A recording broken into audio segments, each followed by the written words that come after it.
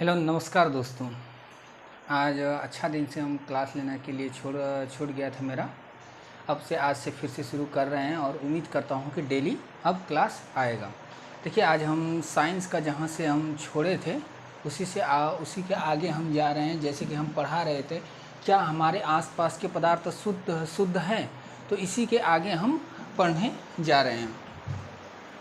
इस चैप्टर का जो है एक लेक्चर हो चुका है, ये सेकेंड लेक्चर है। 15 मिनट या 11 मिनट का रहेगा।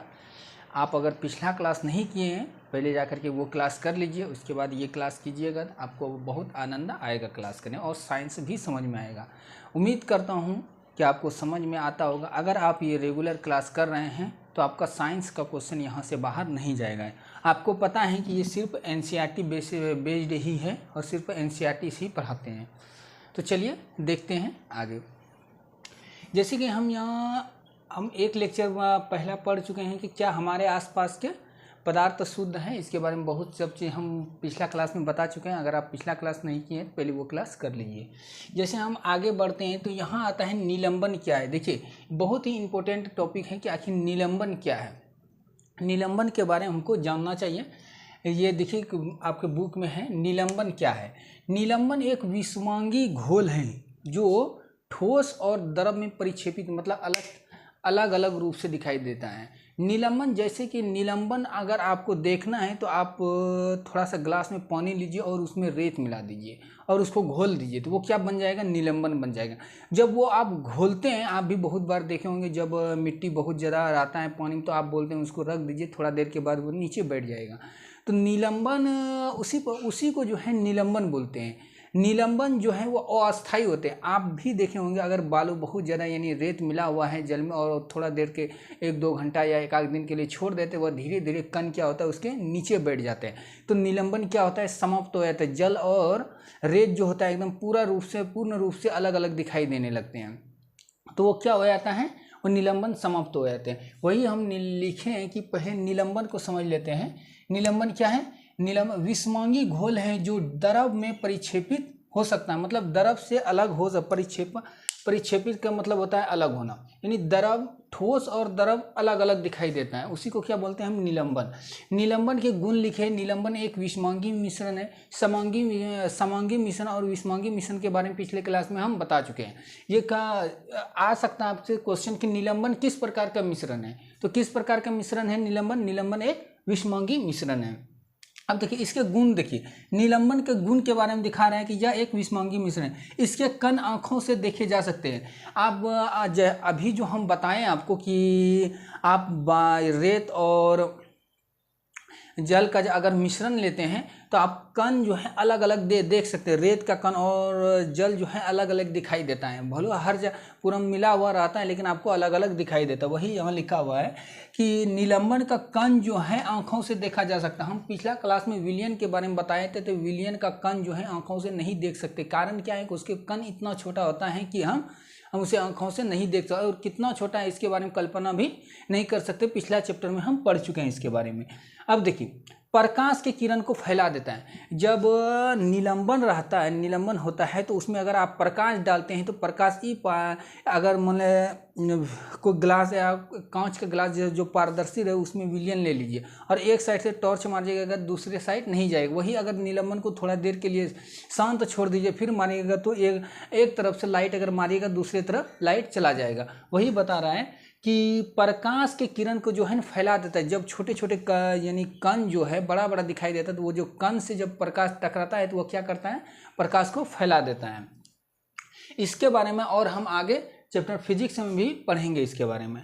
निलंबन अस्थायी विलयन होता है। जैसे कि हम पहले भी बता चुके हैं कि निलंबन को अगर ग्लास को थोड़ा 1-2 घंटा के लिए या किसी 1-2 दिन के लिए रख देते हैं तो वह धीरे धीरे क्या होता है, निलंबन कण समाप्त हो जाता है और वह नीचे बैठ जाते हैं। इसीलिए निलंबन क्या है, अस्थायी ना होकर के क्या होता है, अस्थायी होता है। उम्मीद करता हूँ निलंबन के बारे में आपको समझ में आया होगा। अब देखिए कोलाइड भी एक प्रकार का निलंबन ही है, लेकिन ये इस कोलाइड का जो कण होता है निलंबन से बहुत छोटा होता है। निलंबन का कण को आप आंखों से देख सकते हैं, लेकिन कोलाइड का जो कण होता है उसको आप आंखों से अलग अलग नहीं देख सकते हैं। वही यहाँ हम लिखे हैं कि कोलाइड, कोलाइड के बारे में हम लिखे हैं कोलाइड, निलंबन की अपेक्षा कणों का आकार छोटा, ये वास्तव में विषमंगी मिश्रण। देखिए कोलाइड, कोलाइड जो है वह भी क्या है, एक विषमंगी मिश्रण है, और निलंबन भी क्या है, एक विषमंगी मिश्रण है। लेकिन कोलाइड क्या, निलंबन की अपेक्षा कणों का आकार क्या होता है, छोटा होता है। वही अब देखिए कोलाइड का, दूध जो है एक कोलाइड का उदाहरण है। दूध में आप अलग अलग कण को, जैसे वसा हो गया, उसमें प्रोटीन होता है और बहुत सब आयरन और ये सब चीज़ होता है, फैट वूट सब चीज़ होता है, तो आप अलग अलग देख सकते हैं, उसको नहीं देख सकते हैं। इसीलिए वो दूध किसका उदाहरण है, कोलाइड का विलयन है। इसके कणों को आंखों से नहीं देखा जा सकता, ये लिख दिए है। अब देखिए कोलाइड में ही है टिंडल प्रभाव। आता है क्वेश्चन कि टिंडल प्रभाव क्या है। वैसे नाइन्थ का बहुत इंपॉर्टेंट क्वेश्चन है, टिंडल प्रभाव क्या है। कोलाइड जो कण होता है, जब कोलाइड विलयन आप लेते हैं, उसमें अगर प्रकाश डालते हैं तो प्रकाश का कण जो होता है, यानी प्रकाश जो है वह, यानी कोलाइड के कण जो है फैला देता है, तो उसको क्या बोलते हैं हम, टिंडल प्रभाव। वही लिखे हैं यहाँ, कोलाइड कणों द्वारा प्रकाश के किरण का फैलना ही यानी टिंडल इफेक्ट कहलाता है। क्या कहलाते हैं, टिंडल इफेक्ट। आपको ये याद रख लेना है, टिंडल प्रभाव क्या है, कोलाइड कणों द्वारा प्रकाश की किरण का फैलना ही क्या कहलाता है, टिंडल इफेक्ट कहलाते हैं। कोलाइड के सामान्य उदाहरण है, ये बहुत ही यानी बहुत इंपॉर्टेंट है। ये क्या है, VVI है, एकदम पूरा क्वेश्चन है, यानी बहुत बार एग्जाम में जो है, जो भी कॉम्पिटिटिव एग्जाम है उसमें बहुत बार ये सब क्वेश्चन पूछा गया है। जैसे द्रव और गैस, अगर द्रव और गैस हम दोनों को मिलाते हैं तो एक मिश्रण बनता है, उस मिश्रण को क्या बोलते हैं हम, एरोसोल। क्या बोलते हैं, एरोसोल। द्रव और गैस को जब हम मिलाते हैं तो वो क्या बनता है, एरोसोल। अब आखिर द्रव और गैस को मिलाते ये एरोसोल आखिर होता क्या है, इसको अगर हम समझना है, देखिए एरोसोल का उदाहरण है कोहरा।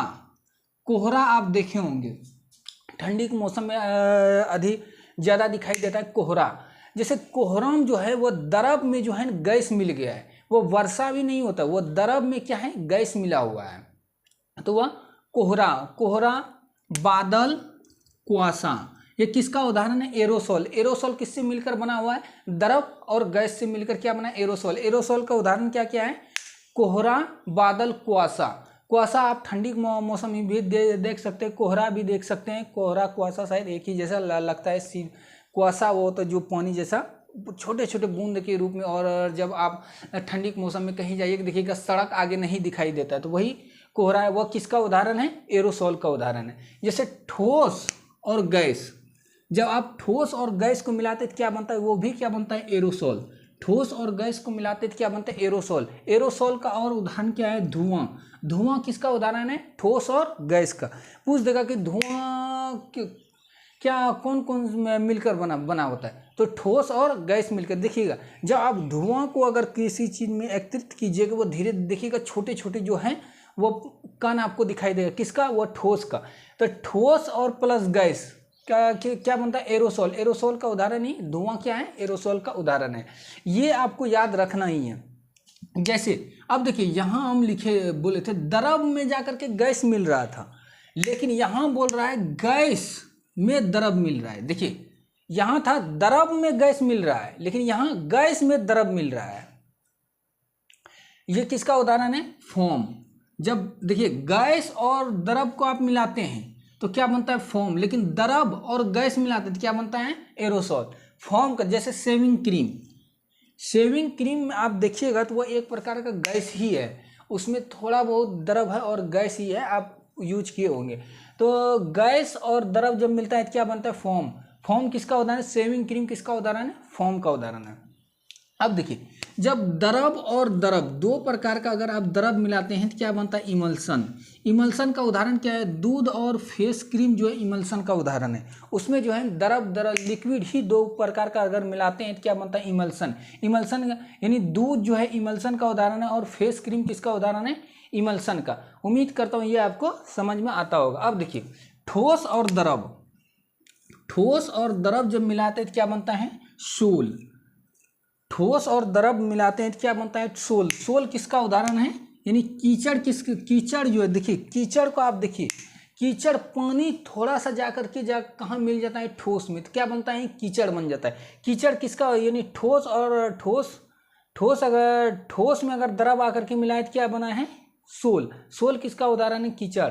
अब देखिए द्रव और ठोस, यानी द्रव में आकर के ठोस मिल गया। अब यहाँ ठोस में द्रव मिला है, लेकिन यहाँ द्रव में ठोस में, तो क्या बन गया, जेली, पनीर, मक्खन, ये किसका उदाहरण है, जेल का। यानी द्रव और अगर ठोस देखते हैं तो ये किसका उदाहरण है, जेल का। जेली, पनीर और मक्खन किसका उदाहरण है, जेल का। द्रव और ठोस मिलकर क्या बना है, जेल। जेली किसका उदाहरण है, जेली का उदाहरण क्या क्या है, जेली, पनीर और मक्खन। अब देखिए ठोस मिलता है तब क्या बनता है, ठोस सोल। अब देखिए ठोस और द्रव मिलता है तो सोल बनता है। जब ठोस मिलता है ठोस सोल बनता है, लेकिन द्रव और ठोस मिलता है तो जेल बनता है। ये ठोस का उदाहरण क्या है, रंगीन रत्न पत्थर, दूधिया कांच, ये किसका उदाहरण है, ठोस सोल। उम्मीद है इसको आप थोड़ा सा गौर कीजिएगा, ये कन्फ्यूजन वाला है ये, लेकिन बहुत बार एग्जाम में, रेलवे के एग्जाम में, ग्रुप डी में, इन सब में बहुत ज़्यादा क्वेश्चन, बहुत बार ये रिपीट हुआ है क्वेश्चन। ये आपको याद रखना है, दो तीन बार वीडियो देखिएगा, आपको धीरे धीरे याद हो जाएगा। जैसे द्रव गैस एरोसोल, उदाहरण के कोहरा, बादल, कुआसा। ठोस गैस एरोसोल, धुआं। गैस द्रव, फोम, शेविंग क्रीम। द्रव इमल्सन, दूध, फेस क्रीम। ठोस द्रव, सोल, कीचड़ का उदाहरण। द्रव ठोस, जेली, पनीर, मक्खन। ठोस सोल, रंगीन रत्न पत्थर, दूधिया। अब देखिए कोलाइड का भी कुछ गुण है। कोलाइड क्या है, कोलाइड एक विषमांगी विलयन है। कोलाइड क्या है, विषमांगी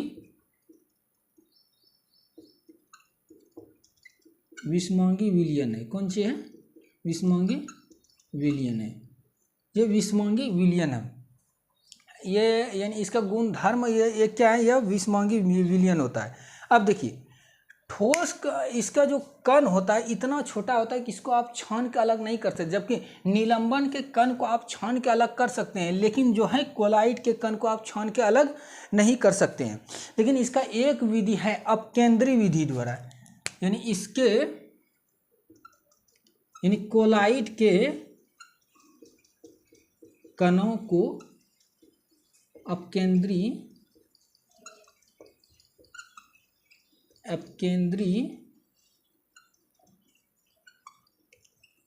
विधि द्वारा अलग किया जा सकता है।